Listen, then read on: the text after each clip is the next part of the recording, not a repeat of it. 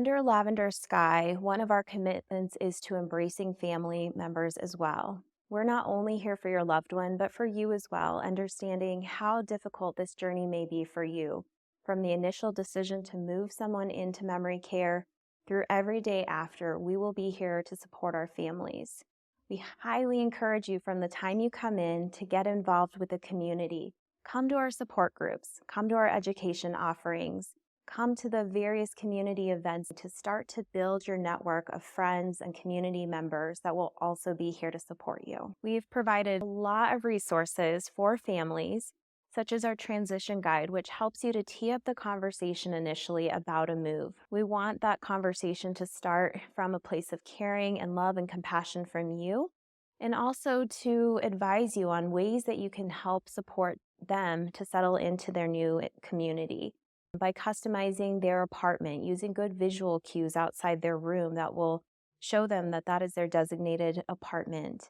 We also have plenty of resources for families, such as our resource library. We use a family council platform to bring all of our families together to talk to our leadership team and provide us insight and feedback about your experience.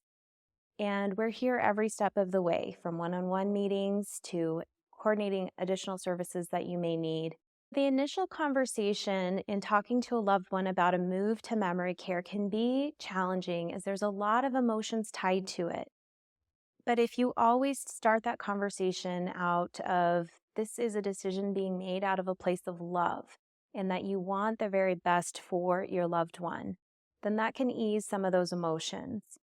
Be prepared and be strong in that conversation, and know that there may be some additional emotions to deal with up ahead. Maybe some guilt, maybe some sadness, but this is truly a decision being made for the well-being of your loved one. There are a lot of difficulties that come from that initial conversation because of the old stigma of what memory care was, and it's so far from that anymore. A lot of times, individuals with cognitive impairment might think back to places their grandparents were at, or parents many years ago, that were not the thoughtful and beautiful environments we have today for people living with cognitive impairment.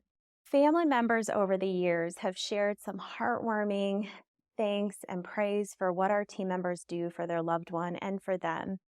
I love when our families say to me, I wish I would have done this sooner because the experience was so profound. It's exactly what mom or dad needed, or maybe their spouse, in this chapter of their life.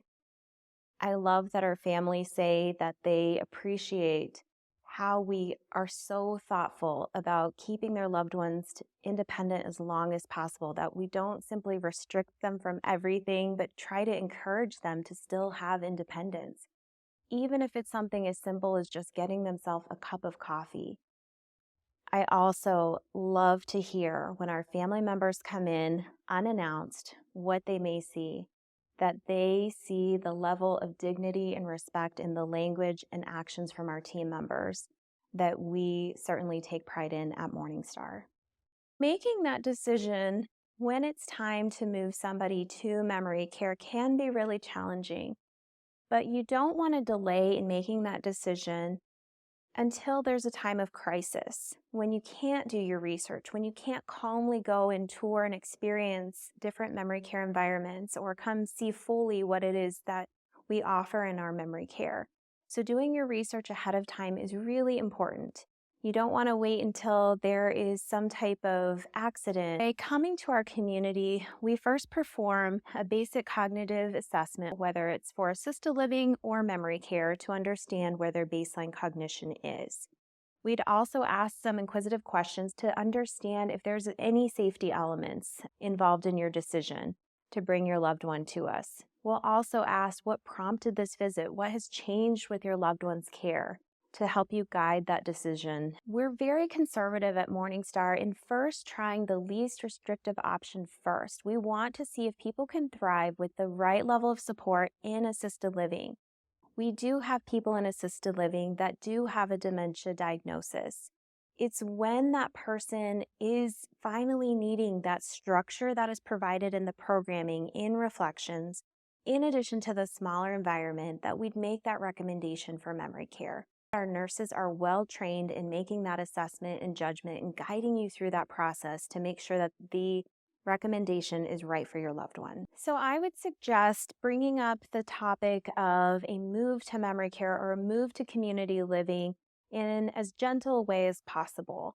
Invite your loved one to come to the community and do a soft tour where they're just walking through, not necessarily looking at an apartment, but just seeing how beautiful it is and maybe interacting with some of the staff and some of the other residents. Make it a short and a brief visit at first, and then talk to your loved one at home. Ask what they thought of that place, or even in the car, and get some initial emotions from them. And then reapproach the conversation again. It is not a singular conversation that you are just going to be able to have once and get their agreement or disagreement, but an ongoing conversation in helping them ease into a potential move. I would say if your loved one just refuses to talk about a move to a community, ask the hard questions and say, what is the hardest part about this conversation? And let them express themselves. Sometimes it is just that feeling of loss, of independence, or familiarity of their environment, and you can talk through all of those fears with them. Have compassion and understand that this is hard for them, as equally as hard as it is for you. But again, be reassured that so many families that have made this decision say, I wish I would have done this sooner, to see their loved one in the right environment thriving.